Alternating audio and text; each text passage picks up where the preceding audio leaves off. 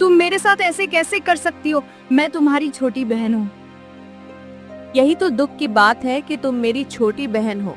काश तुम पैदा ही नहीं होती, या फिर तुम मर गई होती।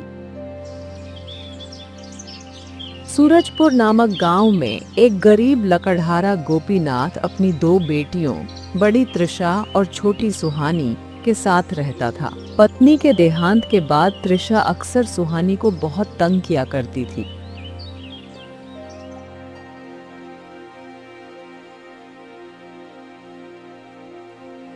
सुहानी, मैं बाहर जा रही हूँ। जब तक मैं लौटूं, तब तक खाना बना लेना, बर्तन साफ कर लेना और घर के सारे काम निपटा देना, समझी?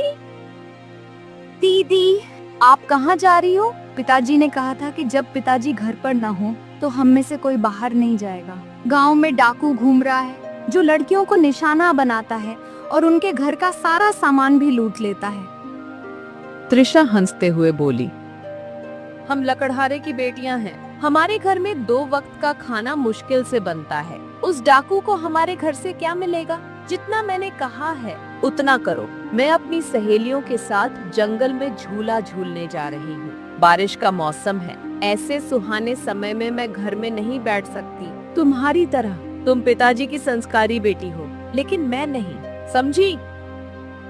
इतना कहकर त्रिशा वहाँ से चली गई। पिताजी को ये बात बतानी होगी। अगर दीदी को कुछ हो गया तो पिताजी और मैं जी नहीं पाएंगे। सुहानी घर के अंदर चली गई और गोपीनाथ के लौटने का इंतजार करने लगी।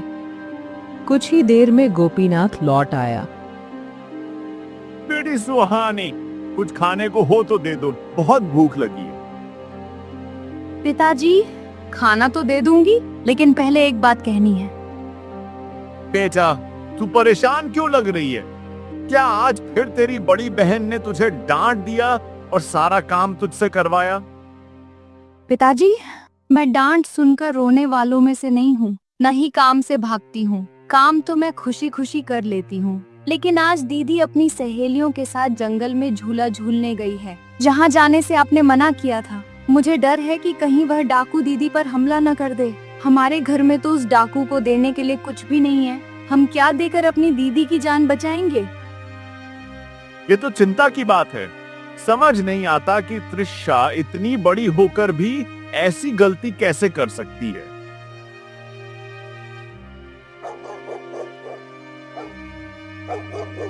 रात गहरी हो चुकी थी। दोनों परेशान होकर त्रिशा के लौटने का इंतजार कर रहे थे, लेकिन वह अभी तक नहीं आई थी। मुझे त्रिशा को ढूंढकर लाना ही होगा। पिताजी, आप इतनी रात में अकेले कैसे जाएंगे? गांव की कुछ और लड़कियां भी दीदी के साथ गई हैं। उनके घर वालों को भी ले जाइए। इकट्ठे लोग होंगे तो वो डाकू कुछ नहीं कर पाएगा।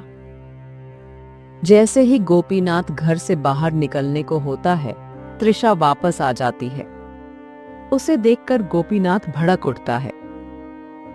कहाँ गई थी तुम? इतनी रात को लौट रही हो? कोई कहने सुनने वाला है तुम्हारा? या तुम्हारी माँ के साथ ही सब दफन हो गया?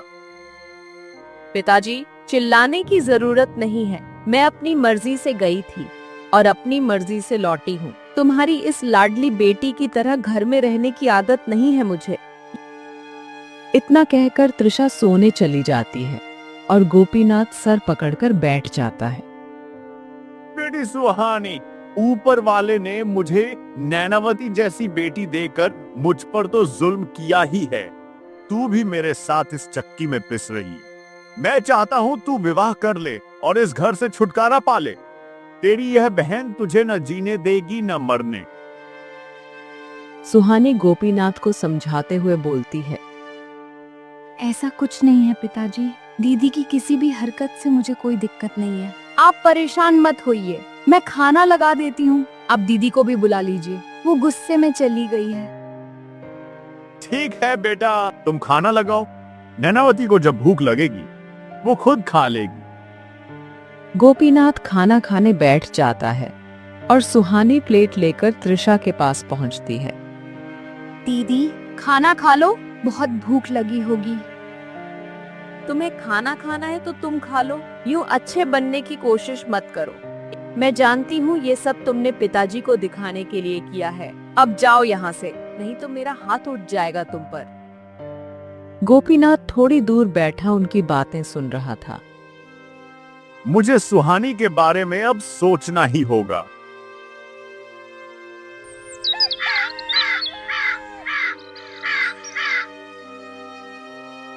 अगले दिन सुबह गोपीनाथ घर से निकला। रास्ते में उसे एक युवक मिला जिसने मुस्कुराकर कहा, काका, इतनी सुबह सुबह कहाँ जा रहे हो? सब ठीक तो है ना? आज तुम बहुत दिनों बाद मिले हो, कहाँ गए थे?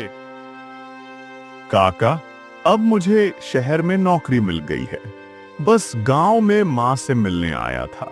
आप बताओ, कहाँ जा रहे हो? कुछ परेशान भी लग रहे हो। मुझे विजय से मिलने जाना है, उसके बाद काम पर चला जाऊंगा। अच्छा, वो विजय जिसके पास अपनी 3 नाव हैं, लेकिन आपको उससे क्या काम है? फिर कभी बताऊंगा बेटा, अभी जल्दी में हूं। गोपीनाथ सीधे विजय के घर पहुंच गया। अरे, आज तुम फिर मेरे घर आए हो, सब ठीक तो है ना? मैं जरूरी काम से आया हूं। मैं अपनी छोटी बेटी सुहानी का रिश्ता लेकर आया हूं। वाह, क्या बात है। मैं तो कब से कह रहा था, पर तुम मानते ही नहीं थे। तुमको पहले बड़ी बेटी का रिश्ता करना था। मानना पड़ेगा, तुम्हारी छोटी बेटी बहुत सुंदर है। बड़ी को तो हमने देखा ही नहीं, और सुहानी को देखने के बाद उसको देखने की इच्छा भी नहीं रही।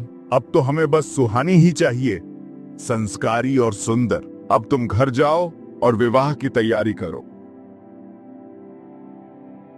खुश होकर गोपीनाथ घर लौटा और त्रिशा से बोला, त्रिशा, कुछ ही दिन बाद तुम्हारी छोटी बहन का विवाह विजय के बेटे मोहन से होगा।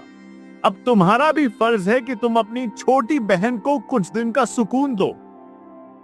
बड़ी मैं हूँ पिताजी, मेरे बाद ही सुहानी का विवाह होना चाहिए था। एक तो आपने उसका विवाह तय कर दिया और अब कह रहे हैं कि मैं उससे घर का काम भी न करवाऊं। ये कैसी बात हुई? दोनों में देर तक बहस होती रही।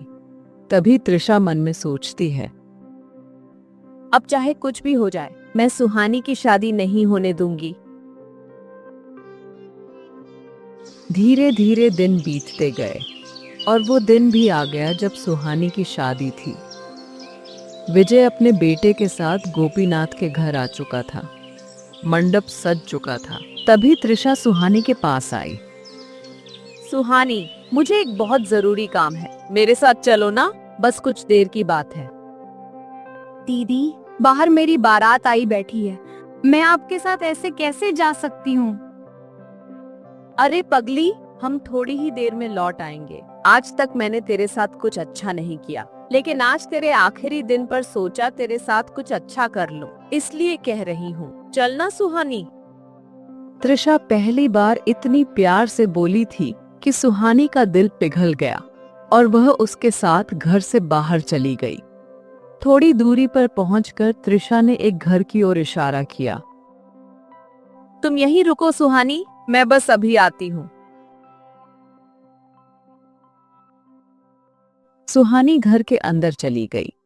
कुछ देर बाद गोपीनाथ, विजय और उसका बेटा त्रिशा के साथ वहां पहुंच गए।